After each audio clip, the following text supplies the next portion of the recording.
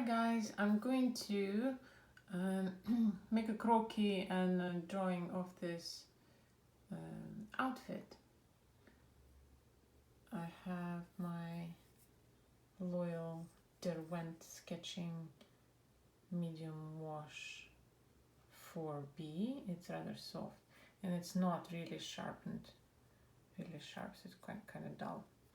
So I have regular printer paper and I'm going to look at the girl and try to draw her here. So one way of doing this is, again, I'm looking at her hip tilt, and her right hip, my right, is higher than the other, so I'm going to place her leg, see there? I'm going to place her leg firmly into the ground.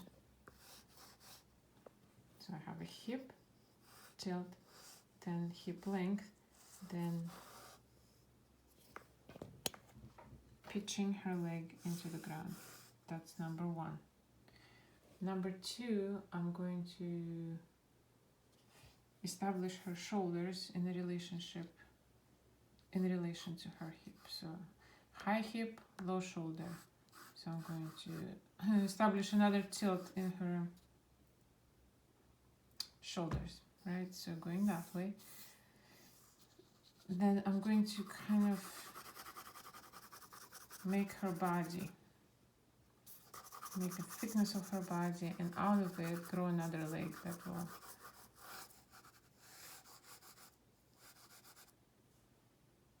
stay away from this leg. There will be distance. And I'm paying attention to how her legs are positioned, and so there is a diagonal here from this toe back to that toe. So you could see kind of like a shape starts forming that her legs are making. Now there is a shape that her torso is making, and that's generally roughly kind of this rectangle or trapeze that's wedges between her thighs, let's say here. Right, like that. And then I'm going to drop the arms because they by her side, their arms elbow approximate. I'm going to stop and make mental notice that her elbow is approximately at her waist, and continue with her arm down, not too far. Mid hip is where her hand should be. The other arm is also hanging by her side, but not, and partially is obstructed by her hand is also level. So here's you have, then the neck has a little curvature to her spine, so I'm imagining that, and I'm going to wedge it in by triangulating the shoulder, so there's a little bit of a slope. And then her head is looking straight at us, so indicating a head. I'm gonna, one of my preferences is to have her head, top of her head touching the side of top of my page. So egg shape, generally egg shape. See, when I'm drawing, I'm holding it, the pencil like this, and then I have two fingers that support me, so I'm not too shaky. So it's a little bit of a painting technique, so I have more control and there is less certainty, less uncertainty in my movements that way. So it gives me kind of support. Then what I'm going to do, I'm going to define general shapes. So there are sleeves that are kind of bell and elbow length, and they tucked in with the cuff past the elbow, and there are gloves, V-neck, crew neck under that V-neck, tie at the waist, sort of high waist, then high-waisted pants. I'm just making a mental list of what I need to establish on the page. So pants are high-waisted rather, and they pitch slightly forward. See, they kind of like, it pitches down, this pitches up, so there's a little bit of a flash in between. There's something like looks like a crew neck here, something that looks like a v-neck here, so there's a large tie, short large tie. There are creases, there is a drape that comes from the shoulder, there is a cuff like I said, and there is a quite a long big glove. This is past her crotch, so tie is past her crotch. Drapey pants that fold rather nicely over her instep here and fold this way. So I make a mental list of what's going on, and her hair is straight and goes down, and we can't see what the back of her hair looks like, but so we're going to invent it. So that's my mental list. So I'm going back and I need to do this. So I'm going to say, okay, crew neck, and I'm going to find that spot where the v-neck is pointing, and I'm going to say v-neck, and I'm going to say, all right, this is high-waisted pants where they end, and that piece of flesh is going to be between here and here. Then, so that will be the pant. Pant has a waistband. So separate that off. Then I'm going to say, all right, the sleeve is about yay wide, and the way it drapes out and in, and there is a cuff, and same way here, the sleeve drapes in, out, there is a cuff and separation. There's a bit of flesh between her and glove. Glove stands away from the arm a little bit, and then it wrinkles here, and then there is a hand right away. So this hip is curving out nicely, and it goes down, and the drape follows from the top of her hip sort of inwards and over the instep, and then that way. And then there is a tie in the middle, so I'm going to draw this tie. I'm going to follow how it is over there on the photograph, approximately there. So this hip is also in, out, softly, then drape to the knee. This knee we don't see, but it's in here somewhere, and so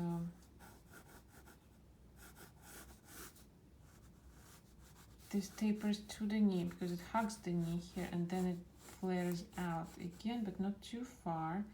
And then the hemline looks like this, and the foot, hemline looks like this, and then the foot is pointing at us. And this foot is pointing in this direction. Very important to show direction of the foot.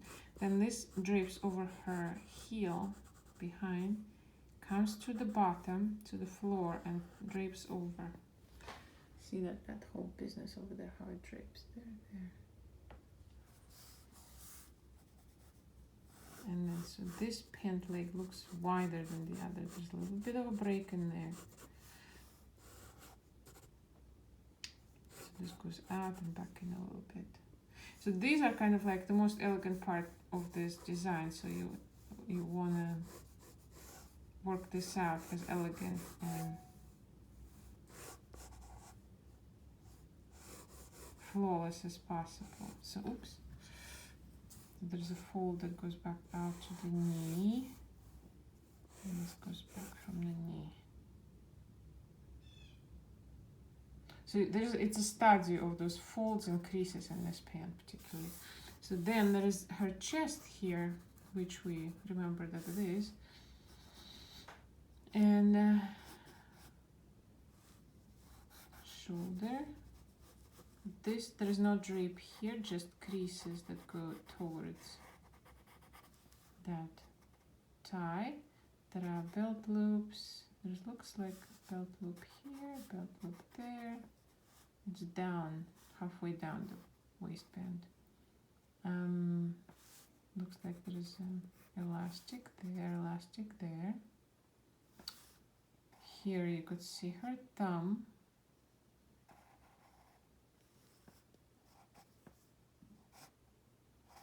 And then fingers. And that's all you need to do for the arm. And again, there is a wider glove and then it wrinkles at her wrist. You see, she's already dressed. And then you have this drape goes straight from the shoulder. There is a little pucker here in the middle. And then there are drapes that pull, drapes that go into the armhole, and then drapes that go over her chest. And something here, like the crew neck. And then I'm going to draw the neck really quickly and the head. So I'm going to put the ears on. She has a part, I'm going to switch to thinner pencil here. Part in the middle, and then her strands of hair that fall down. That's her head. Neck gets narrower a little bit here. Then you could draw like one side of her neck in the shadow. And here we go. So after the head studies, you know that there is 3 parts to the face. There is one to the middle of between her eyes, one to underneath her nose, and the last one to the chin. So this is underneath her nose, so that's the nose. So here, level with the eyes, you have little shadows that you could say, okay, there's my eyes, and right underneath the nose, you position the mouth. And that gives you general human proportion of the face. So this eyes, you could draw them out and establish those sideburn shadows underneath her chin. You could actually draw out the nose. You could say, all right, this is the tip of my nose, and these are the nostrils. Crooked.